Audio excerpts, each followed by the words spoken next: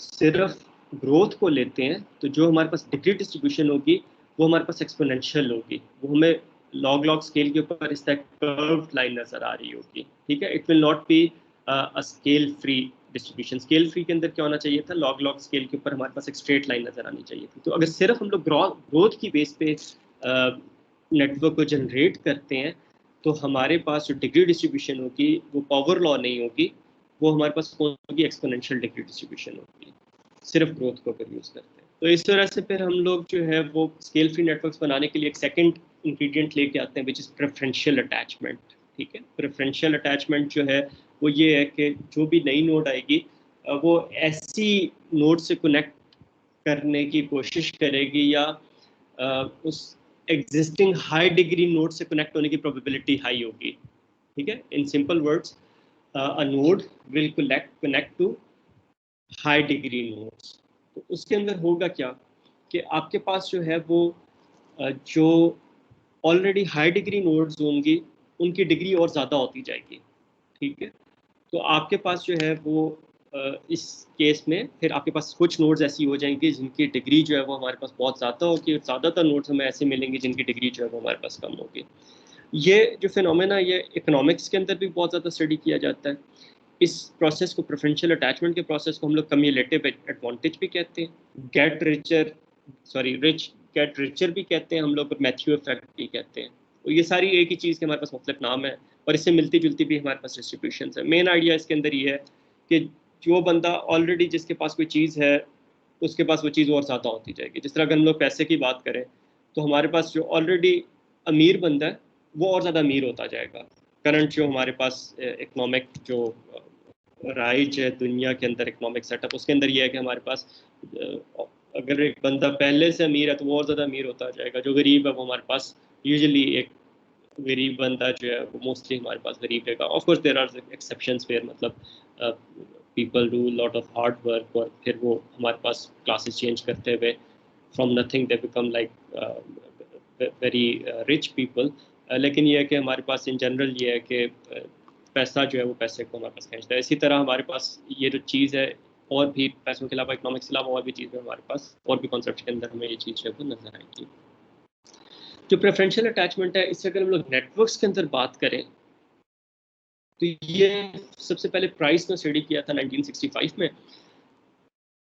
उन्होंने क्या किया था, उन्होंने ये किया था कि एक मॉडल प्रपोज किया था जिसकी बेस पे आप प्रिडिक्ट कर सकें कि एक पेपर की कितनी साइटेशंस होंगी, ठीक है। तो उन्होंने एक मॉडल प्रपोज किया जिसकी बेस पे आप बता सकते थे what is the probability that a paper would have के साइटेशंस, मतलब एक what is the probability that a paper will get 100 citations, ठीक है। तो इसे बहुत पहले स्टडी किया था 1965 में।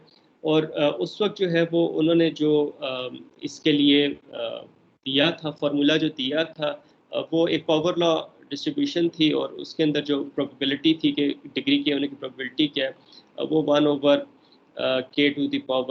1/k⁴ ये हमारे पास उसकी प्रोबेबिलिटी थी, ठीक है। तो इसके अंदर हमारे पास जो है वो अल्फा की जो वैल्यू है वो हमारे पास 2+1/m थी। तो इसके अंदर आप के की कोई भी वैल्यू पुट करें और आप ये देखें कि आपके पास जो है वो हर पेपर कितनी साइटेशंस कर रहा है, एवरेज साइटेशन हर पेपर कितनी कर रहा है, उसे आप एम कहते हैं। तो आप के और एम की वैल्यू आप पुट करें तो आपको ये पता लग जाएगा कि के साइटेशंस मिलने की हमारे पास क्या प्रोबेबिलिटी है। लेकिन इस पेपर को जो है ये जो रिसर्च है ये एक जनरल साइटेशंस के पर्सपेक्टिव में था, और फिर इसको बहुत अरसे तक जो है इसे बाकी नेटवर्क्स के ऊपर ये प्रॉपर्टी नहीं स्टडी की गई कि हमारे पास जो है वो रियल लाइफ के अंदर बहुत से नेटवर्क्स होते हैं जो हमारे पास पावर लॉ डिस्ट्रीब्यूशन को फॉलो कर रहे होते हैं।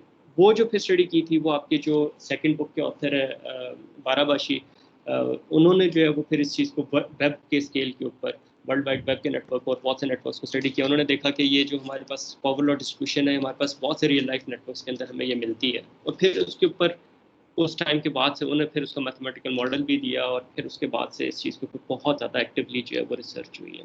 लेकिन यू शुड नो कि हमारे पास ऐसे नेटवर्क जो पावर लॉ डिस्ट्रीब्यूशन, ऐसे मॉडल्स जो पावर लॉ डिस्ट्रीब्यूशन को फॉलो कर रहे होते हैं नेटवर्क्स के अंदर, वो हमारे पास there quite old. Preferential attachment का हम लोगों ने ये कहा था कि मेनली ये होता है कि आपके पास जो भी आपके पास एक नई नोड है वो आपके पास कोई m एजेस लेके आती है, ठीक है, मॉडल के पर्सपेक्टिव में बात कर रहे हैं। तो इस केस में हमें नजर आ रहा है m इज इक्वल टू 2 है, दो एजेस ये एक नोड लेके आई है और इसने अब डिसाइड करना है कि इसने किस नोड से कनेक्ट करना है। कुछ आइसोलेटेड नोड्स हैं और कुछ जो है वो ऑलरेडी वेल कनेक्टेड नोड हैं, तो very likely the node will connect to already connected nodes, right. तो ये हमारे पास प्रेफरेंशियल अटैचमेंट है। इसको हम लोग देखेंगे कि नेटवर्क्स के अंदर हम लोग इसको कैसे इनकॉर्पोरेट करते हैं, मॉडल्स के अंदर कैसे इनकॉर्पोरेट करते हैं। इसको हम लोग क्यूमुलेटिव एडवांटेज भी कहते हैं। क्यूमुलेटिव एडवांटेज इस तरह है कि आपके पास एक जो पेपर ऑलरेडी वेल साइटेड है ना, आपको उसकी उसकी साइटेशन मतलब बढ़ती जाएंगी। ऑलरेडी वेल साइटेड पेपर्स जो हैं वो आपके पास उनकी साइटेशंस और ज़्यादा होती जाएंगी। उसकी वजह क्या है कि देखें, आप एक पेपर लिख रहे हैं और कम्युनिटी डिटेक्शन के ऊपर एक पेपर लिख रहे हैं, ठीक है। अब कम्युनिटी डिटेक्शन के अंदर जो है वो आपके पास एक आपने एक एल्गोरिदम प्रपोज किया और आपके पास जो है वो उससे आपने एक और पेपर से कंपेयर किया, ठीक है, एक और एल्गोरिदम से कंपेयर किया जो एक और रिसर्च पेपर में पब्लिश हुआ है। अब आप अपने रिजल्ट्स को उसके साथ कंपेयर कर रहे हैं। आपने भी एक नेटवर्क पे मॉड्यूलैरिटी निकाली, उसने भी एक नेटवर्क पे मॉड्यूलैरिटी निकाली। अब आपको पता है मॉड्यूलैरिटी क्या चीज़ है। आप ये देखते हैं कि उस पेपर ने जिसके साथ आप कंपेयर कर रहे हैं उसने मॉड्यूलैरिटी के लिए कौन से पेपर को रेफर किया है। उसने मे बी न्यूमैन का पेपर है, उसको जो है वो रेफर किया हुआ है। तो आप जो है वो क्या करते हैं कि न्यूमैन का पेपर खोले बगैर आप जो है वो उसको साइट कर देते हैं। क्यों? क्योंकि जिस पेपर से आप अपने मेथड को कंपेयर कर रहे हैं उसने भी मॉड्यूलैरिटी के लिए न्यूमैन के पेपर को साइट किया हुआ है। आप भी बस एज इट इज उसे साइट कर देते हैं, विच इज़ फाइन। आपको पता है एक फंडामेंटल सा कॉन्सेप्ट, आपको जनरल आइडिया है कि न्यूमैन ने इसको प्रपोज किया था। आप उसका पेपर पढ़े बगैर जो है वो उसको साइट कर देते हैं क्योंकि बड़ी बेसिक सी एक चीज़ है। तो अब वो न्यूमैन का पेपर जहाँ जहाँ पे भी मॉड्यूलैरिटी का जिक्र होगा वहाँ पे वो मार्क न्यूमैन का पेपर जो है वो आपके पास साइट होता हुआ नजर आएगा। तो वो एक काइंड ऑफ उसे एक कम्युलेटिव एडवांटेज मिल गया and it will keep increasing. तो आप देखेंगे कि ऐसे पेपर्स की जो साइटेशंस होती हैं वो हमारे पास थाउजेंड्स में चली जाती हैं, जिसमें कोई मेन चीज़ है वो it gets popular and then other people start to cite it. और फिर किसी हद तक अभी जो आपके पास गूगल स्कॉलर है वो भी आपके पास इस चीज़ को सपोर्ट करता है। आप पेपर्स की सर्च करें, जो आपको गूगल स्कॉलर में एक टॉपिक पे आप सर्च करते हैं, जो टॉप पे पेपर्स नज़र आएंगे वो सम हाउ साइटेशंस की बेस पे रैंक होंगे, not exactly based on citations, लेकिन आपको टॉप पे जो पेपर मिलेंगे उनकी साइटेशन ज़्यादा होंगी as compare to the papers which are listed lower in the list ना। तो आपके पास अब वो एक गूगल स्कॉलर भी इस चीज़ को काइंड ऑफ सपोर्ट कर रहा है डायरेक्टली या इनडायरेक्टली, कि आपके पास जारी बात है हाईली साइटेड पेपर ऊपर लिस्ट के टॉप पे नज़र आएंगे तो लोग फिर उन्हीं को जो है वो तो और ज़्यादा साइट करेंगे, तो they would like accumulate citations.